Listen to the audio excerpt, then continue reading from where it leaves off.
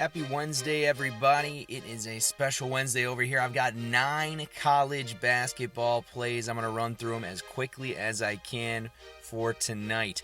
First game is going to be Fordham plus 120 against Duquesne. Model picks this as a 5-point Rams victory. The Dukes have had their hands full when it comes to big men all season, and it's going to get harder tonight. Chuba Ohams, I don't exactly know how to pronounce it. Regardless, my guy ranks 4th in the country, averaging 11.3 boards per game. There's not a player on Duquesne that averages north of 6.5. The Rams, they've also protected home court very, very well, going 4-1, where the Dukes have dropped 2 of their 3 true road games on the season. I'm going to take Fordham here at home plus 120. Next one, we're going road dogs, LSU plus 125 at Florida. The Gators, they've now lost 4 straight to Power 5 opponents. LSU, they're 5-1 against the Power 5 this season. They've had wins over number 18 Kentucky and number 22 Tennessee here in the past 10 days. And Florida, since a 6-0 start, have gone just 3-5. Let's hop on the road dogs again. LSU again, plus 125. Gardner-Webb, next one, minus 7.5 against Presbyterian at home. These two teams are on very different streaks at the moment. The Running Bulldogs, they've won 4 straight. The Blue Hose have dropped 4 straight. Last season, Webb won both of their matchups against the Hose, great to say, by a combined margin of 33 points. My model has this at an 18-point Gardner-Webb victory. We just need the 7.5. I'm going to lay it. Game number 3 between Bradley and Evansville. I'm actually going to take the Bradley Braves over 68 points in this one.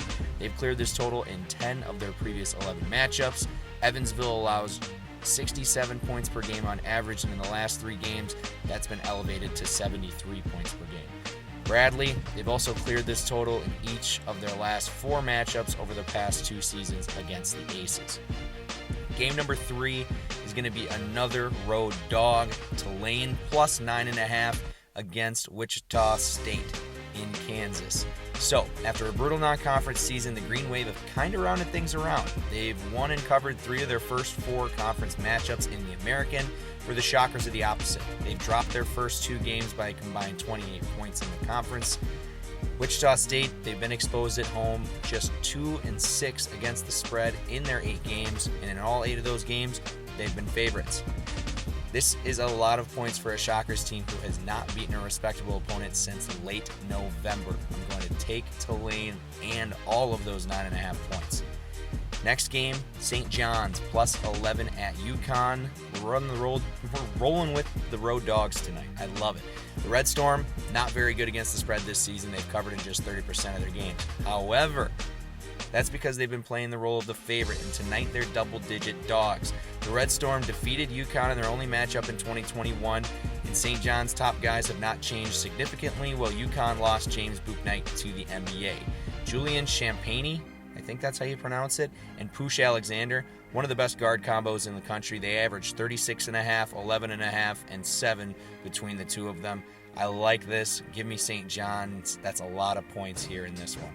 Next game, going to be only a half-unit play because it is a little bit of a stretch, but TCU plus 150 at Kansas State. Horned Frogs, one of the more surprising teams in the nation with a 10-2 start. They played the top-ranked Baylor Bears team tough last game, kept it close till about 7 minutes left, but they also knocked off a really good Texas A&M squad that we watched last night back in mid-December. The Wildcats, they've lost their first 3 games of their Big 12 season. The big key factor here is size. TCU has a lot of it. 6 guys in their rotation, 6'6" or taller.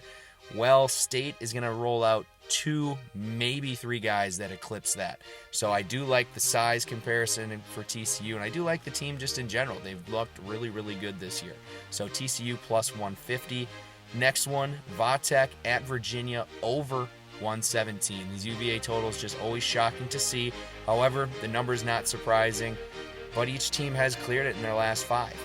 Historically, this matchup is a low-scoring affair. Call me a fool, but I'm going to take the low number. Vatek, Virginia, over 117.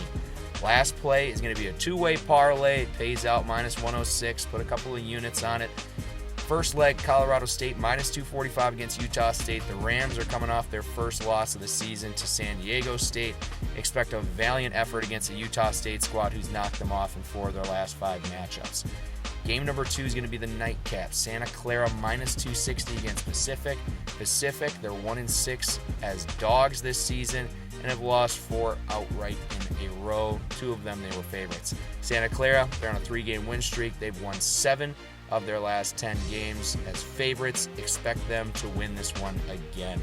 Sounds like a great night of basketball. Like I said, 9 plays, not always what I do. However, I really like this. Have fun. Good luck, bettors.